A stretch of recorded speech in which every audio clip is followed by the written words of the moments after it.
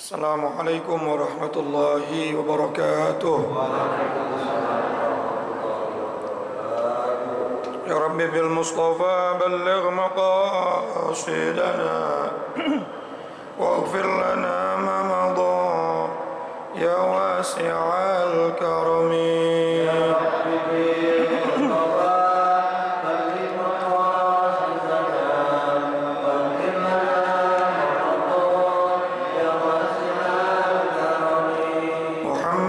سيد الكونين والثقلين والفريقين من عرب ومن عجم.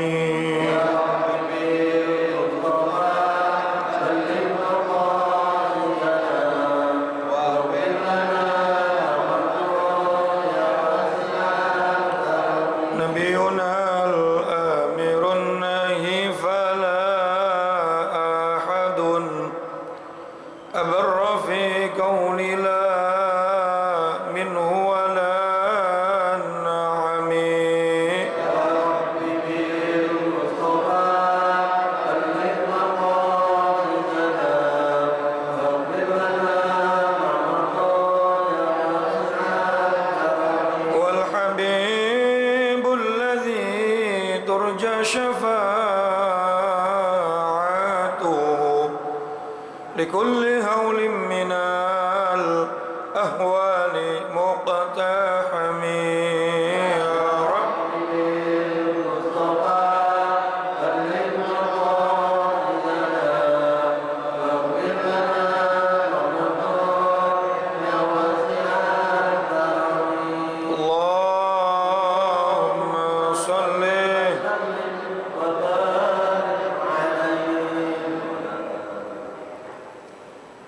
Alhamdulillah, salatu wassalamu ala rasulillah Sayyidina wa habibina wa syafi'ina wa maulana Muhammad Iftahi babi rahmatillah Adada ma fi ilmillah Salatan wa salaman daimaini bidawami mulkillah Wa ala alihi wa sahbihi wa mawala Wa la hawla wa la quwwata Amma ba'du. Yang sama-sama kita muliakan guru-guru kita, Bapak Kiai Haji Misjan, Bapak Kiai Haji Farah Furqan Mukarrab bin Yusuf, Bapak Kiai Haji Ahmad Habibi Abdul Rashid Ramli, matta'anallahu fi tuli hayatihim, pengurus Majelis Ta'lim Ukhuwah Islamiyah Bapak Haji Basroin dan Ustaz Haji Muhammad Tahir, Ketua Masjid Jami Al-Hidayah Bapak Haji Maruf Hussein beserta jajaran pengurusnya, dan seluruh para jamaah sekalian, bapak-bapak, ibu-ibu dan saudara-saudaraku yang hadir tanpa terkecuali, semoga semuanya dimuliakan Allah Subhanahu wa taala. Tanpa berpanjang kalam, mari sama kita mulai dengan membaca Ummul Quran suratul Fatihah. Mudah-mudahan Allah memberikan kita ilmu yang bermanfaat, ilmu yang maslahat, ilmu yang bisa membuat hidup kita selamat dunia sampai akhirat. Ala hadhihi niyyah wa ala kulli niyatin salihah wa ala man wasalafus salih wa ila hadratin nabil mustafa sayyidina wa habibina wa syafi'ina wa maulana Muhammadin sallallahu alaihi wasallam wa ala alihi wa azwajihi wa zurriyyati wa ali baitil kiram, khususan ila ruhi muallifil kitab sayyidil imam Syekh Zainuddin bin Ali al-Malibari al-Fannani wa sayyid Syekh Nawawi bin Umar al-Jawi al-Bandani wa usuli ma furu'i ma dhul huquqi alaihim ajma'in. أن الله يعلي درجاتهم في الجنة ويعيد علينا من بركاتهم وأسرارهم وأنوارهم وعلومهم ونفحاتهم في الدين والدنيا والآخرة وإلى أرواح والدينا وآبائنا وجميع المسلمين والمسلمات والمؤمنين والمؤمنات الأحياء منهم والأموات وإلى حضرة النبي. الفاتحة.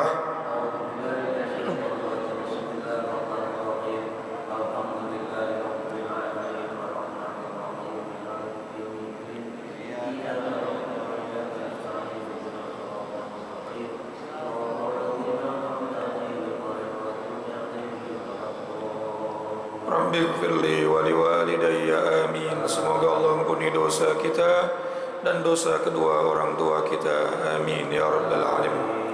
Bismillahirrahmanirrahim. Qala al-musannif rahimahullahu ta'ala ونفعنا بعلومه وأمدنا بأسراره في الدارين آمين. Halaman 6.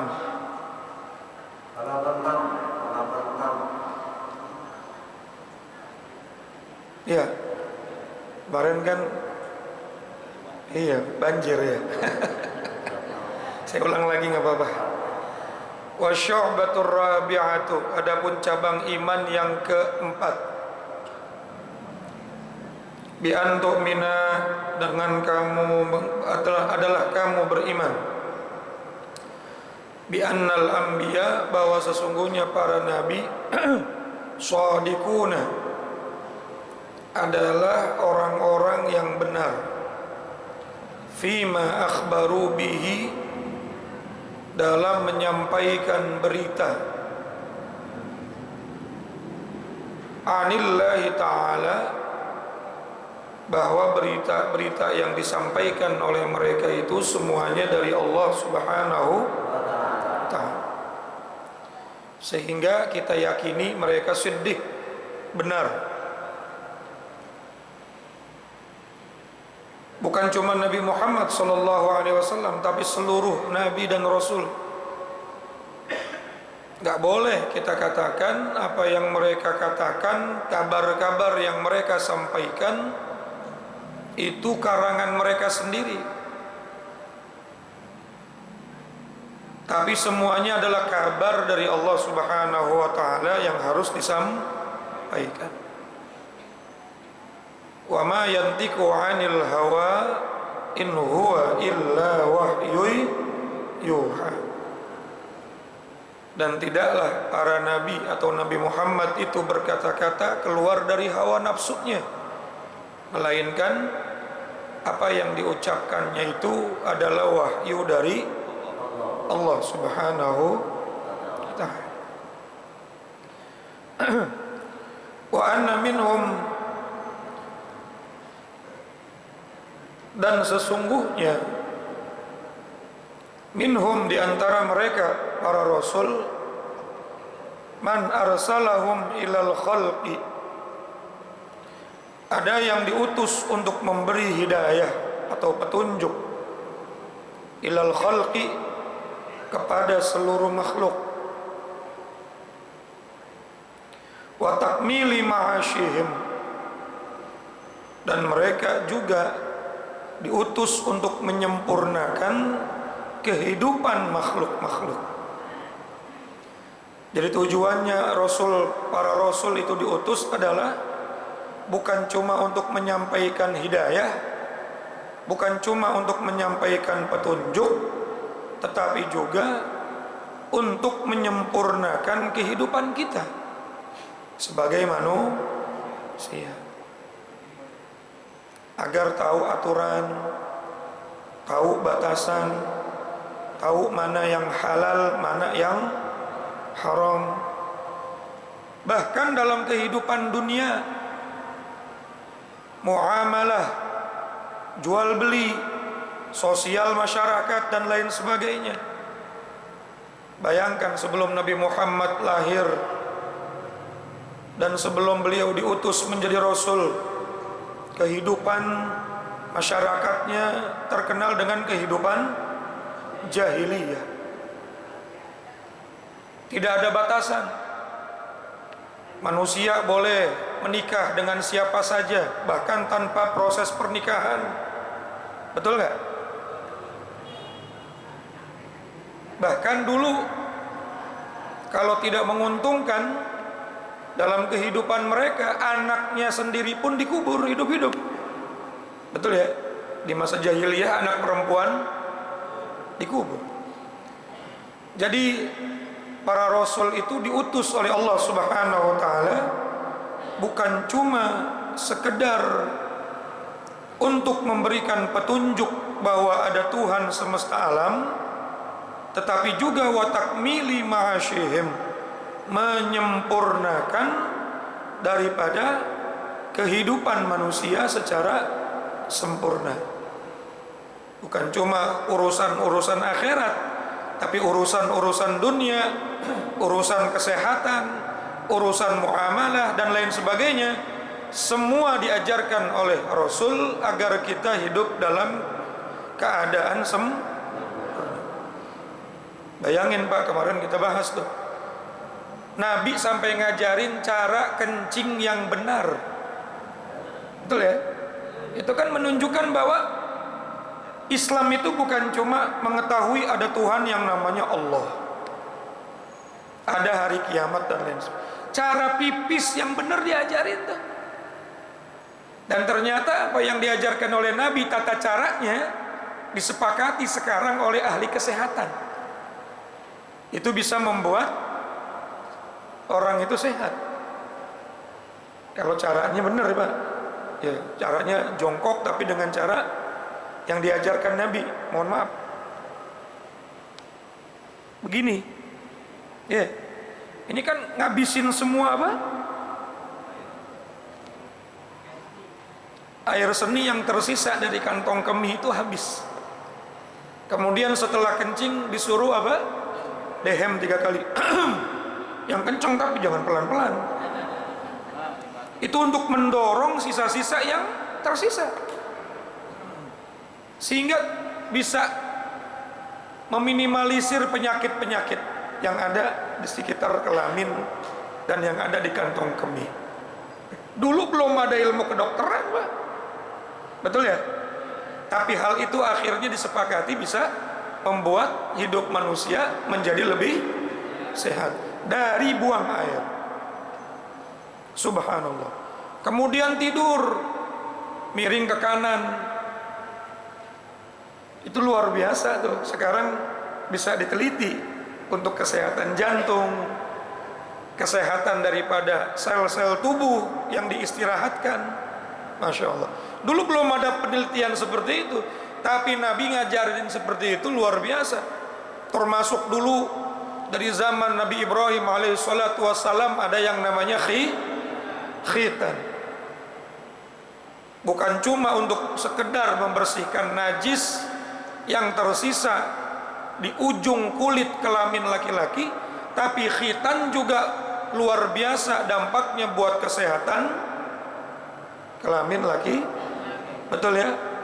Sehingga sekarang banyak orang non muslim ikut khitan karena dilihat dari segi kesehatan. Ditambah lagi kalau nikah beda yang khitan sama yang kagak khitan.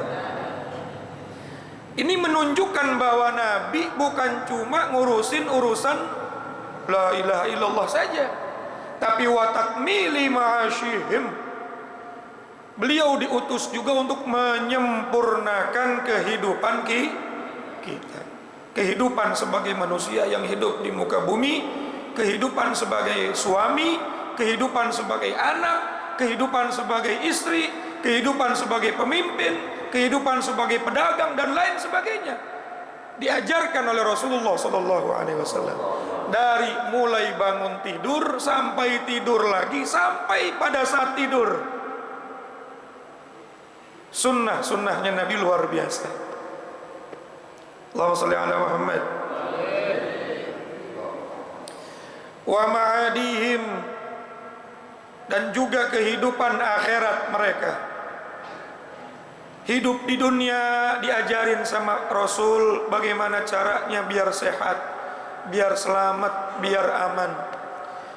Dan juga kehidupan akhirat biar bagaimana husnul khatimah, biar bagaimana bisa menjawab pertanyaan malaikat munkar nakir, biar bagaimana dibangkitkan di padang mahsyar juga dalam keadaan selamat, sehingga mendapatkan sa'adatud darain.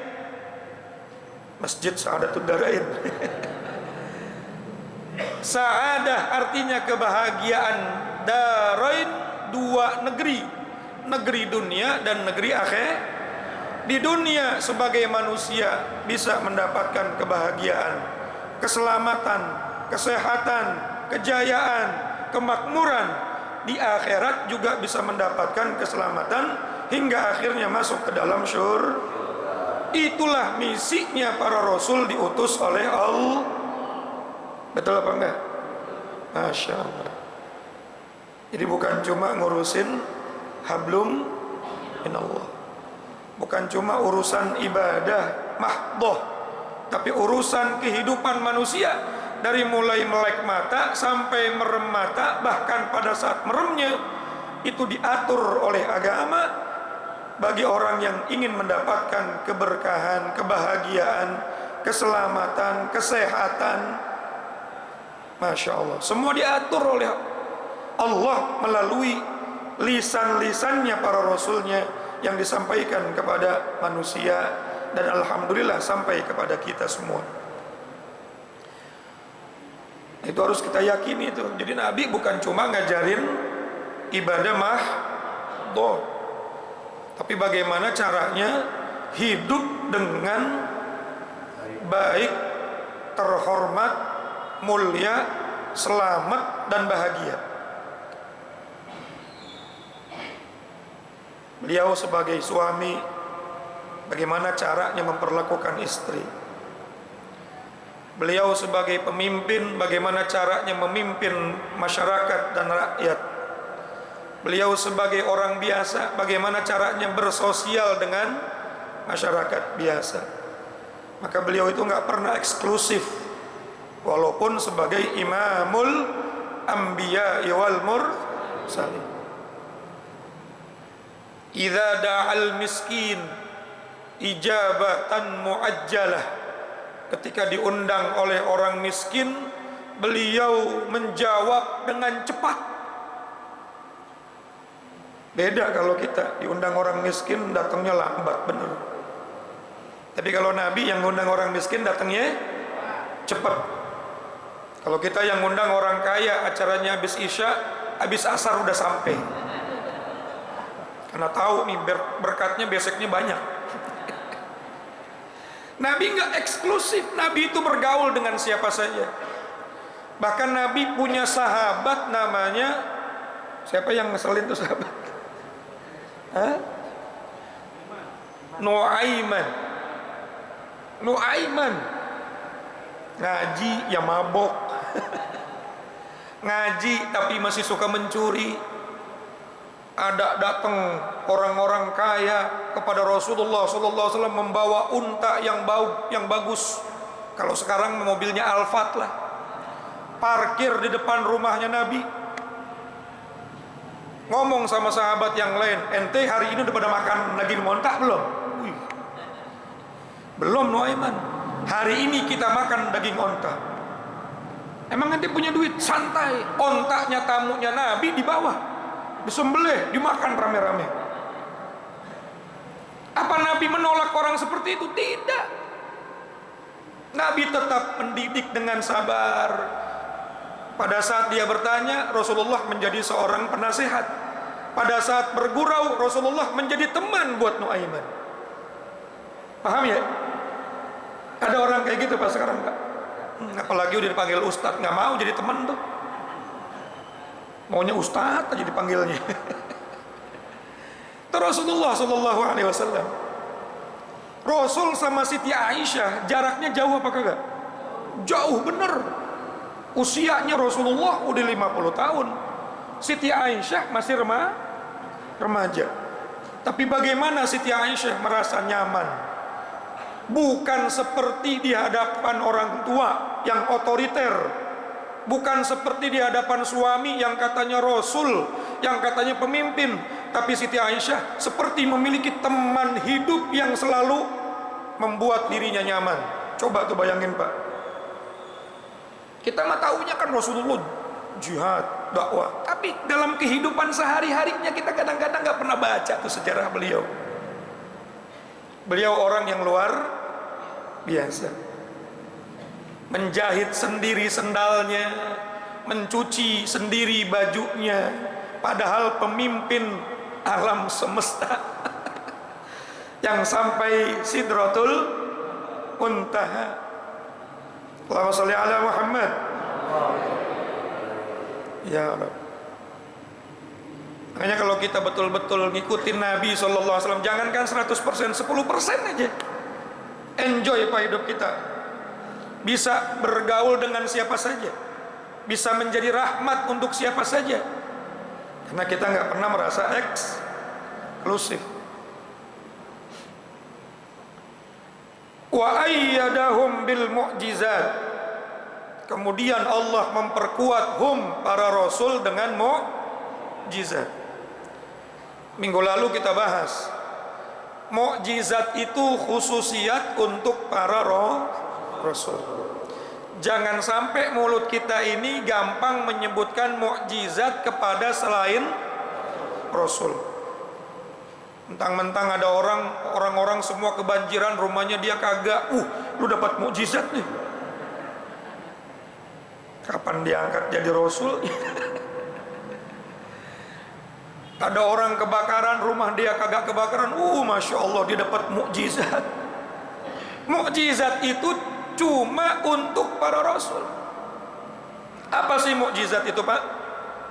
Sesuatu yang kharikun lil adat. Khawarikun lil adat atau kharijun lil adat.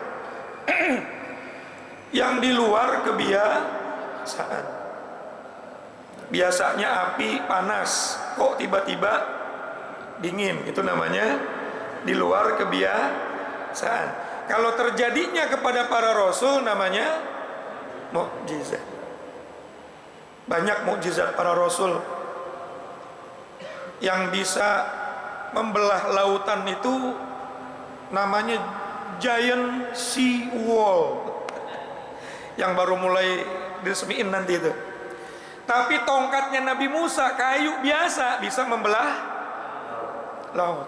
Berarti kan khawarikun lil adat, kharijun lil adat, keluar dari kebiasaan.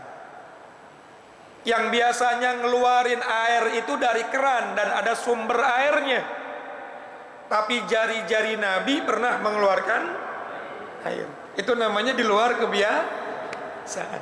Namanya apa, Pak? Selain Nabi juga ada orang yang bisa terjadinya sesuatu di luar kebiasaan. Tapi kalau bukan Nabi dan Rasul jangan disebut mukjizat. Kalau dia seorang wali maka disebutnya karomah. Apa, Pak? Nggak pakai irama ya. Karomah, kemuliaan. Siapa wali? Alladzina amanu wa kanu yattaqun. Wali itu adalah orang-orang yang senantiasa beriman, imannya sudah paripurna, tauhidnya sudah luar biasa, wa kanu yattaqun, dan ketakwaannya istiqamah.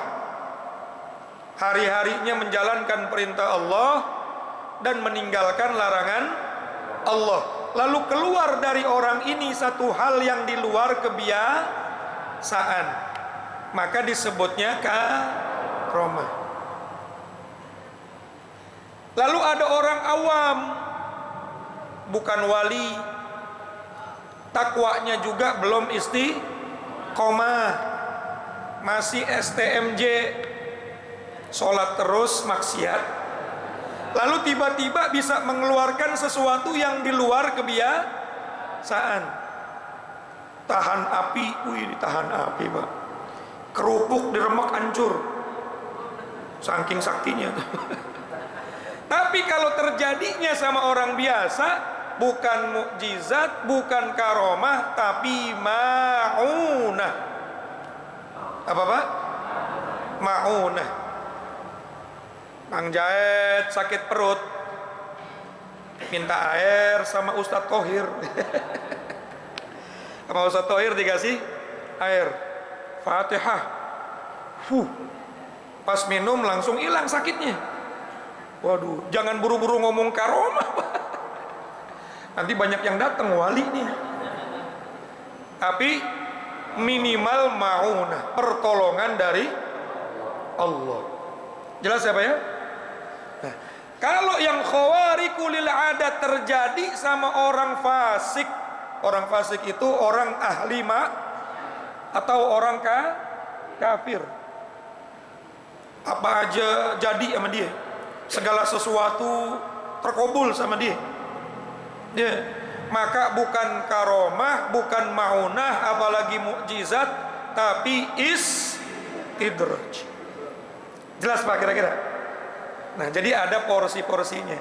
Kalau yang luar biasa terjadi kepada para rasul namanya, kalau yang luar biasa itu terjadi kepada hamba Allah yang istiqomah dalam ketakwaan namanya, kalau yang luar biasa itu terjadi kepada orang-orang model kayak kita ini namanya maunah. Kalau yang luar biasa itu terjadi kepada orang yang jauh dari Allah namanya, awas jangan salah sebut lagi.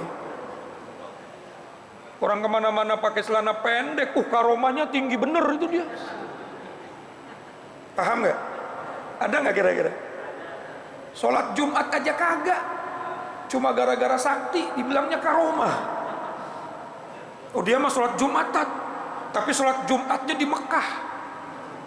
Orang-orang ke Al-Hidayah, dia ke Mekah. Saya mau tanya Pak, Mekah Al-Hidayah bedanya 4 jam. Berarti kalau di Al-Hidayah ini sholat Jumat, di Mekah masih jam 8 pagi. Berarti dia masih jadi merebut di sono. Nggak usah percaya gitu-gituan lah Pak. Betul ya? Nah, jangankan orang biasa, Nabi saja, Nabi kalau belum diangkat menjadi Rasul, sesuatu yang terjadi yang luar biasa tidak disebut mukjizat. Seperti Nabi waktu masih kecil dibelah dadanya, kan belum jadi Rasul tuh ya, betul nggak? Dan banyak lagi perkara-perkara istimewa sebelum Nabi diangkat menjadi roh, maka namanya bukan mukjizat tapi irhas. Apa Pak? Irhas. Ini kira-kira kalau besok ditanya lagi ingat nggak? Bu, ingat nggak Bu? Tanya lagi. Nah, kalau Nabi yang luar biasa namanya kalau yang terjadinya kepada wali namanya, kalau yang terjadi kepada orang awam dari orang Islam namanya, kalau yang terjadi luar biasa kepada orang fasik atau orang munafik atau orang kafir namanya. Tapi kalau terjadinya sebelum Nabi diangkat menjadi Rasul namanya, alhamdulillah, luar biasa. Untuk apa mukjizat diturunkan? Dallati ala sidqihim, untuk menjadi bukti atas kebenaran para nabi dan roh. Sebagai bukti, kadang-kadang orang itu perlu bukti. Ya, dulu Nabi Musa ditantangin sama siapa? Fir'aun, sama tukang sihirnya. Kalau memang kamu seorang rasul atau seorang utusan, maka kamu pasti bisa mengalahkan tukang sihir saya. Nah, maka mukjizat itu menjadi bukti. Dulu Nabi juga ditantang sama Abu Jahal, Abu Lahab, Abu Sofyan, Abu Gosok. Kalau memang kamu seorang rasul, kamu bisa membelah bulan, maka Nabi bisa membelah. Iqtarabatis saati wan syaqqal qamar. Bulan terbelah. Kemudian bulan itu mendekat ke arah Rasulullah Sallallahu Alaihi Wasallam, disaksikan oleh seluruh kaum Quraisy. Tapi apa yang terjadi? Walaupun mereka sudah melihat apa yang mereka inginkan, karena hati belum mendapatkan hidayah, mereka mengatakan hadza sihrum mubin, ini adalah sihir yang nyata. Kan suwe itu ya, minta bukti dibuktiin bilangnya apa? Sihir. Susah kalau orang belum dapat hidayah. Nah, jadi mukjizat itu tujuannya untuk menjadi dallah, menjadi dalil, menjadi bukti ala sidqihim, atas kebenaran mereka sebagai para rasul. Faballaghu anhu ta'ala risalatahu, maka mereka sampaikan risalahnya Allah kepada para manusia.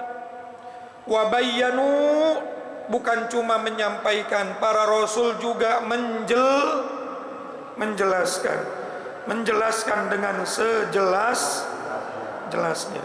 Bukan cuma menyampaikan ayo dirikan sholat, tapi beliau juga ngajarin, menjelaskan caranya dari mulai awal sampai sehingga beliau bersabda, "Shollu kama ra'aitumuni usolli. Salatlah seperti kalian melihat saya salat. Bukan cuma ayo pada berangkat haji, tapi beliau juga menjelaskan khudhu anni manasikakum, ambillah dariku manasik kalian. Nabi juga bukan cuma menyampaikan tapi mengajarkan. Ini tugasnya para mubalik nih, bukan cuma nyampaikan tapi ngajarin, menjelaskan, ngasih bayan, ngasih penjelasan sejelas-jelasnya. Jangan cuma ngasih tahu pas ditanya bingung, liar. Tetapi Nabi Shallallahu Alaihi Wasallam bukan cuma menyampaikan dan menjelaskan, beliau juga menjadi qudwah, menjadi contoh, menjadi suri tauladan. Apa yang beliau sampaikan, beliau yang pertama kali mengerjakan, sehingga dakwah beliau gampang diterima karena contohnya jelas, buktinya jelas. Kalau Nabi nyuruh sedekah, beliau yang paling pertama kali bersedekah. Tidak pernah lama yang namanya dinar dan dirham lama di rumah beliau, habis begitu saja. Beliau itu bukan orang miskin Pak, orang kaya. Tapi setiap mendapatkan harta tidak pernah lama menyimpannya, selalu dibagikan kepada fakir miskin. Sehingga pada saat beliau wafat tidak mewariskan dinar dan dirham yang banyak, karena sudah habis pada saat beliau hidup menjadi dermawan yang sesungguhnya. Itulah Nabi kita Muhammad Sallallahu Alaihi Wasallam.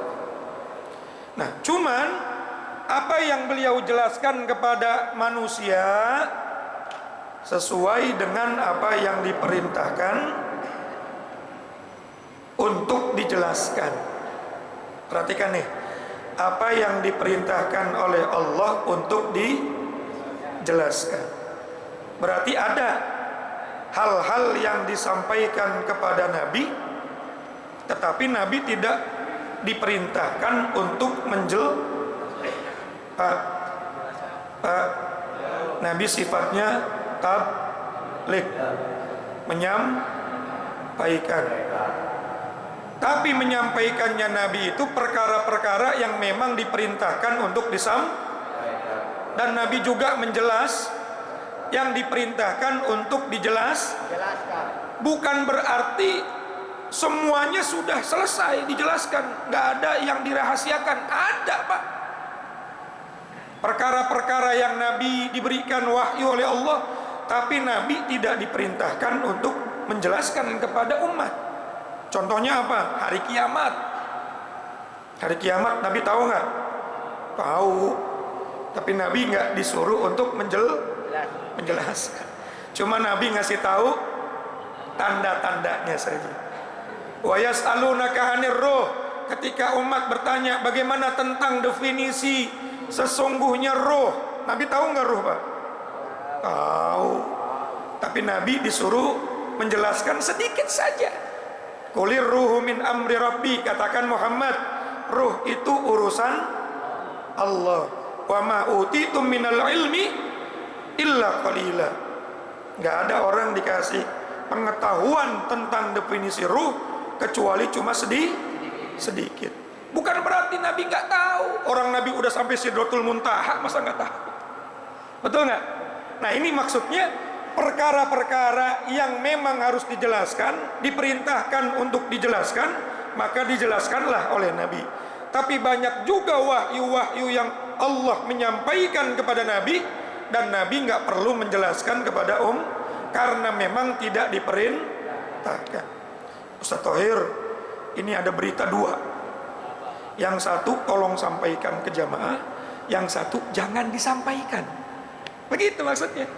Yang disampaikan minggu depan di Masjid Baitur Rahman. Yang jangan disampaikan ke bulinya. Karena kalau dibilang ada kebuli nanti datang semua. Nah, bisa jadi kan begitu. Ada orang ngasih berita, yang satu bilang sampaikan, yang satu bilang jangan Nah, Allah juga begitu kepada Rasulullah.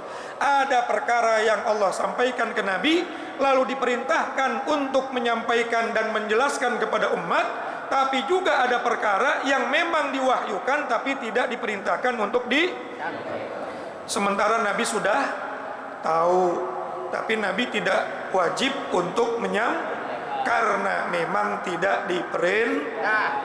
Paham ya Pak ya?